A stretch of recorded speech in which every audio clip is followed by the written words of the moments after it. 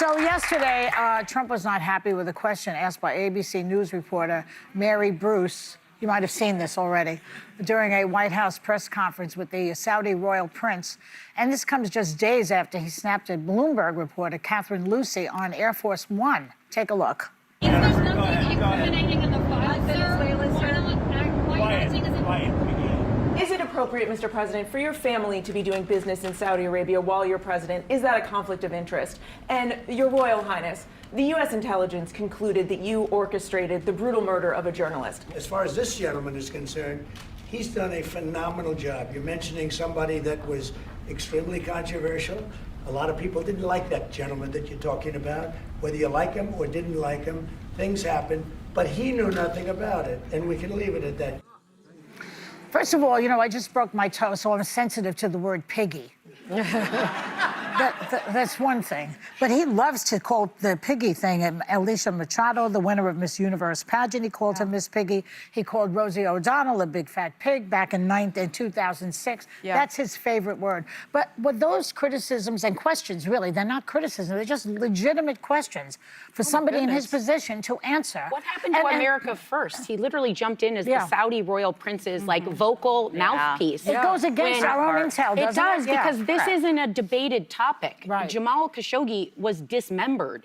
Like, it wasn't just a murder, it was a violent murder. And the body in New York. Yes, and the in New York. No. It was in Turkey, Istanbul. It wasn't in New York. But he was a resident of New York. Yeah, resident of the US. He was a U.S. resident. US resident. He was killed in Turkey. But the body was never returned. We just talked about Israel and the hostages and how many came back dead, but what a family could wait for. Yeah. The body was never returned. Like, all of it is awful.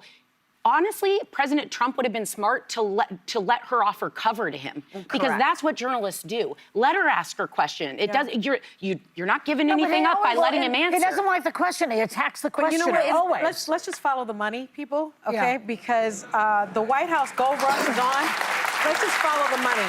Why would a U.S. president provide cover to the Saudi prince, the de facto head of Saudi Arabia? You know why? Because the Trump family has made $3.4 billion since he started the presidency, I think, 10 years ago. The other thing is, Trump's family has personal business at stake in Saudi Arabia, and I think we need to pay attention to that. They are profiting from the government, profiting from the people, and his little cronies are profiting from us, from our people. Now, these are the projects he has in Saudi Arabia. There's a new project with their Saudi-linked development partners, DAR Global, in the Maldives, set to open in 2028. Last month, the Trump Organization has announced a Trump Plaza to be built in Saudi Arabia, and he's also brokered ties with the Saudi-backed Golf League. So his U.S. golf courses have hosted several of those golf league tournaments. He's making money off of Saudi Arabia. Isn't there something called the Emoluments Clause or something for something like this? It's completely unconstitutional. And that's why I always say, you know, we're saying, oh, well, you know, he just lies. You know, he just does things other presidents just don't do. We cannot normalize this president. We cannot normalize this presidency. He's making money on our backs. Well, that's it. And I worked with both Catherine Lucy at Bloomberg and Mary Bruce at ABC News in my prior life. They are world-class journalists. They are fair. They were asking serious questions. Yeah. I get chills watching a female journalist stare at MBS and ask him about ordering the dismemberment of a fellow journalist. Yeah. Like that, those are the kind of tough questions the free press always has to be asking. And what we shouldn't miss in this moment, too, is you mentioned this, the President Trump just decided to sell F-35 fighter jets to Saudi Arabia. Yeah, Republicans have opposed this for decades because that's some of our most advanced technology that the Chinese government will very likely, through their alliance with the Saudis, have access to if it goes to them. I'm just waiting to hear Elise Stefanik, who was somebody who condemned this for years and fought against it. Yeah. So many people who knew this was a national security threat who seem to have no problem with it. But can I ask you a question now? Let me ask you something. Don't you think the other reporters should have stuck up for them? Yes, I do. They have online. I've seen a lot of I've always said that there needs to be more solidarity amongst the press because, look, Donald Trump has such a long history attacking and berating, particularly female reporters. Yes, we have Abby Phillip coming on the show later. Yeah. He told her she was stupid and asked stupid questions. He told April Ryan she was a loser.